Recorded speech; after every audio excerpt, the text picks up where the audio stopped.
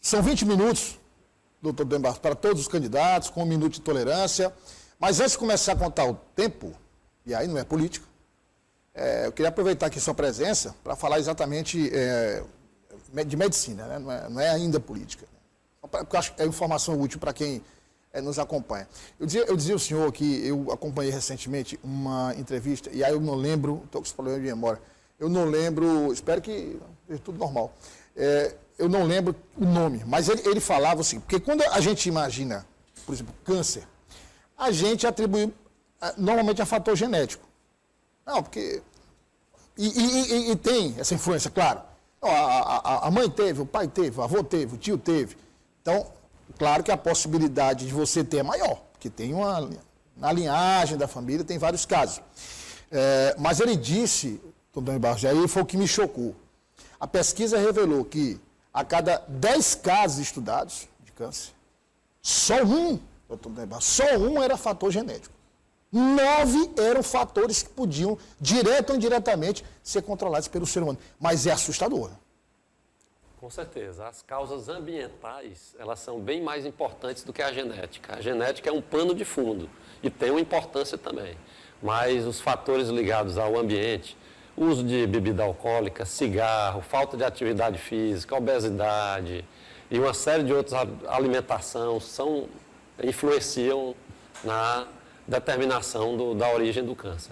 E aí, isso que o senhor falou, ele ainda disse assim, não só previne, mas, por exemplo, alguém que tem câncer, não sabe, foi ao médico, o médico diagnosticou aquele câncer, se ele não tivesse, por exemplo, alimentação saudável, se ele não tivesse praticando atividade física, aquele câncer, pela estimativa de tempo, deveria estar até metastático.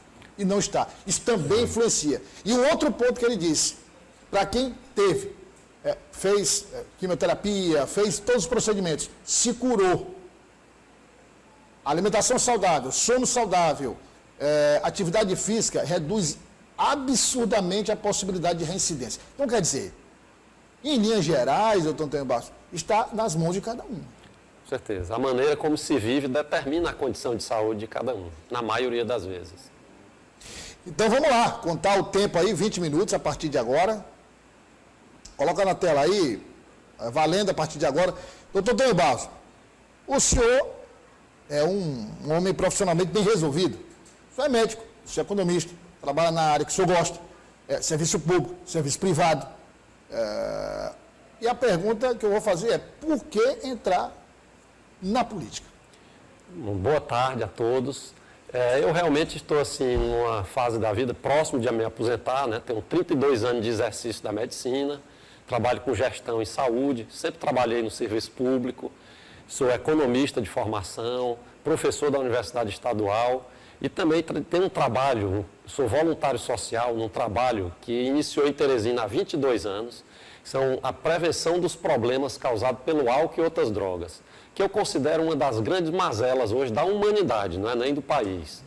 E esse trabalho me motivou também a colocar meu nome, um cidadão, como uma alternativa de dar uma contribuição pela minha formação técnica e também porque eu não me sinto assim tão bem representado pelos dirigentes hoje do Congresso. Então, coloquei meu nome como candidato a senador como uma alternativa de renovação e independência na política. O senhor, então, defende, digamos, porque tem muita gente que diz assim, eu não sou político, eu estou político, mas aí você olha, o histórico já é a 8ª eleição, a 7ª eleição, então um discurso que na prática não cola. O que o senhor está defendendo não, eu sou verdadeiramente um técnico e quero servir a política à sociedade. Quer dizer, a proposta que o senhor está colocando é um senador que não seja político, que seja um técnico, que, imagino eu, olhe para a realidade do Estado e do país com um olhar mais técnico e político. Com certeza. Eu vejo que a política é um instrumento importante de promover a paz e a justiça. E, por exemplo, os candidatos considerados favoritos ao Senado tem, em média, 35 anos de exercício de cargo público eletivo. Ou seja, uma pessoa que nasceu, uma pessoa que tem 40 anos, praticamente quando nasceu, essas pessoas já estavam ocupando. Então, de alguma forma, há algum nível de contaminação com a política, com interesses econômicos, né? E uma pessoa que está se dispondo a iniciar com uma formação técnica, um cidadão comum, está mais desprendido, tem mais independência para fazer o que realmente o país precisa. Agora, o que o senhor aponta como falhas assim mais gritantes no seu caso do Senado?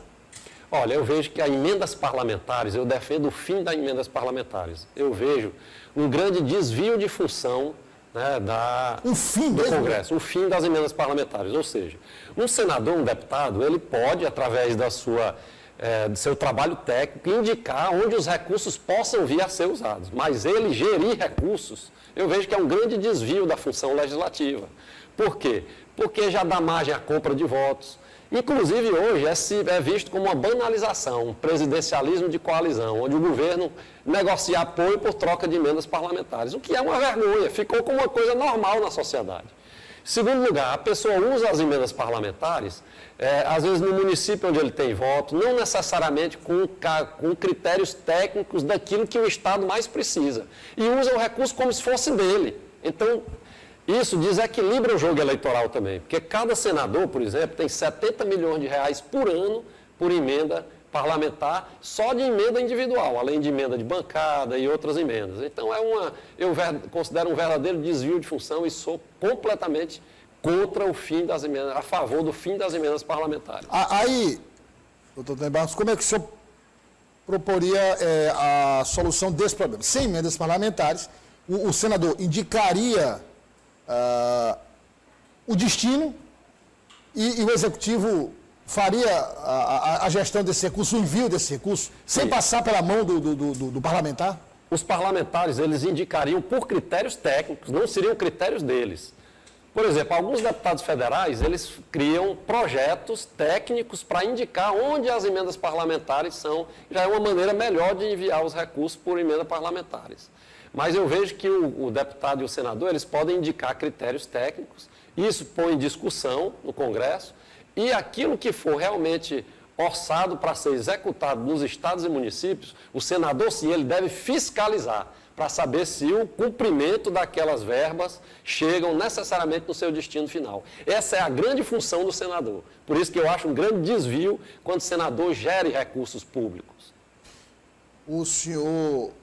nós estamos já no terceiro dia de entrevista com os candidatos ao Senado e todos falaram o senhor falou de desvio de função, o senhor falou que não é uma atribuição que deva ser considerada natural do parlamentar e todos falaram em corrupção. Todos que passaram falaram em corrupção muito claramente. O senhor faz parte desse coro? Sabemos que muitas das emendas parlamentares elas são desviadas, né, e distribuídas, né, para políticos. Eu não tenho como afirmar necessariamente essa, aquela, mas isso é um conceito geral que a população mesmo sabe disso. Agora, no caso, a gente volta já para o Senado, falando do processo eleitoral. O Partido Novo é um partido que tem já uma estrutura no Brasil, tem parlamentares, tem, enfim, tem vários representantes.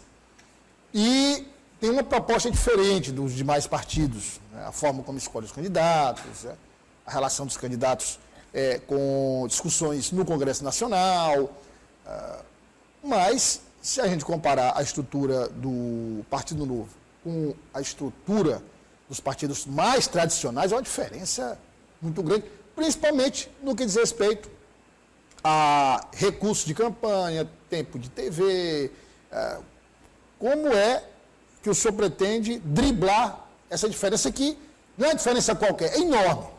É muito grande mesmo, é um desequilíbrio do jogo eleitoral. O que se recebe de fundo partidário, emendas parlamentares, como é que você vai concorrer? Fontes seguras me disseram que para se eleger senador do Piauí se gasta aproximadamente 80 milhões de reais. 80 milhões? 80 milhões. Eu pergunto, quem gasta esse valor está bem intencionado? Será se isso é justo? O que eu tenho é a minha palavra, minhas propostas, e quero, através disso, chegar no coração dos piauienses, né?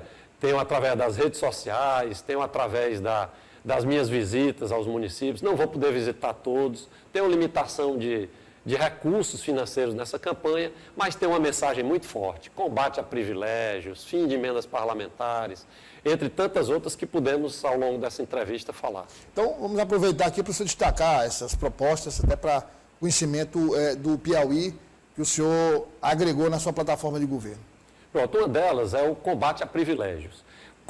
Eu faço uma pergunta, como é que um Brasil, um dos países mais desiguais do mundo, onde tem poucos grandes ricos e muitas pessoas com situação econômica financeira bem difícil, pessoas ganhando do Estado 200, 300 mil reais, valores muito acima do piso constitucional, que é uma vergonha, é o teto constitucional, que não é respeitado, e onde pessoas ganham menos de um salário mínimo, vivem de programas de transferência de renda. Então, quando o Estado é o próprio exemplo da desigualdade, como é que um país desse pode prosperar?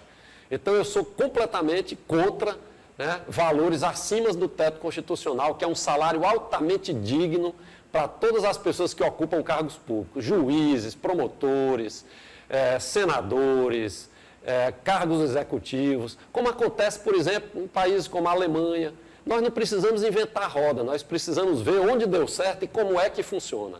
Países que têm alto grau de cidadania e respeito com o dinheiro do cidadão. A pessoa quer ganhar mais, acha justo, procura iniciativa privada. Mas enricar no governo, né, ganhando 200, 300 mil de um salário pago pelo governo, é algo altamente desrespeitoso.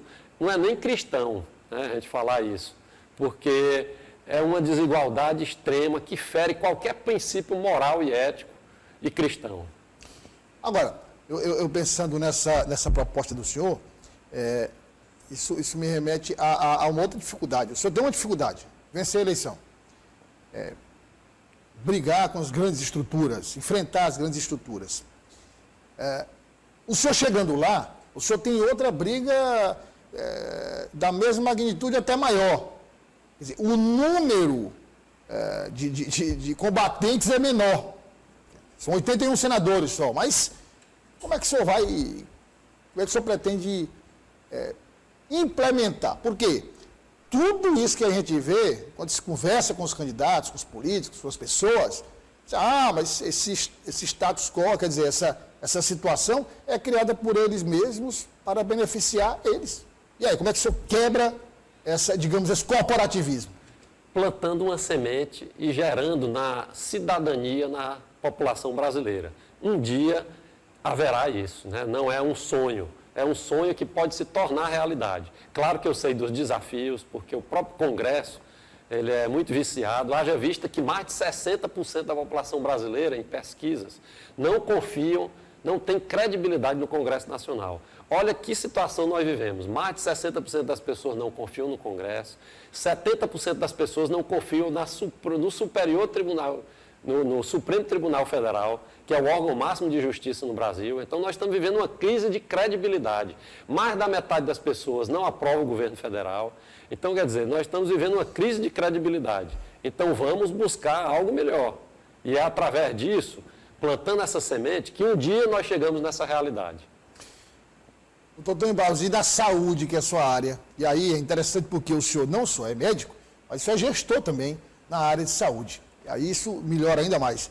Como é que o senhor propõe... Porque eu vou rapidamente contar aqui para o senhor, na época da pandemia, eu que cobria muito a pandemia, ficava muito responsável por números, enfim, casos de mortes, contaminação, enfim.